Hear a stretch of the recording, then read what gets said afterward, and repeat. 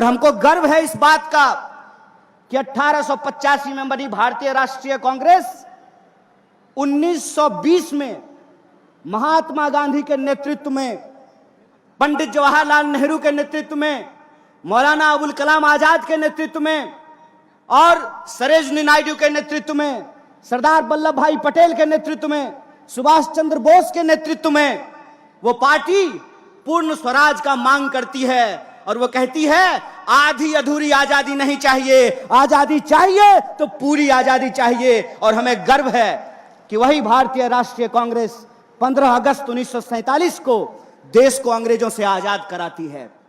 और देश जब अंग्रेजों से आजाद हुआ, पूरा देश जब आजादी का जश्न मना रहा था, उस जश्न के साथ इस देश के लोग रो रहे थे। इस बात को भी याद रखिएगा, इस देश के लोग रो रहे थे क्योंकि उस वक्त भी वही राजनीति हुई जिस राजनीति को हम 2014 से इस देश में देख रहे हैं।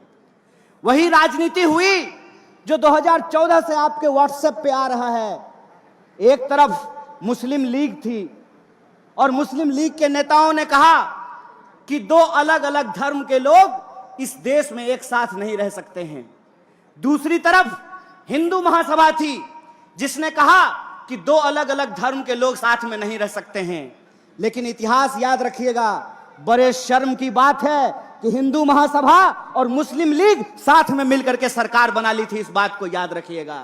यह बात आज जब हम पार्टी की स्थापना दिवस मना रहे हैं तो एक एक कार्यकर्ताओं को याद रखने की जरूरत है कि जो आजादी 15 अगस्त 1947 को इस देश को भारतीय राष्ट्रीय कांग्रेस ने दिलाया है, उस आजादी को अगर कोई बचा सकता है, जिस सपने को महात्मा गांधी ने इस देश में देखा है, उस सपने को अगर कोई बचा सकता है तो उस पार्टी का नाम भारतीय राष्ट्रीय कांग्रेस है और उस नेता का नाम राहुल गांधी है। इस बात को याद रखिएगा।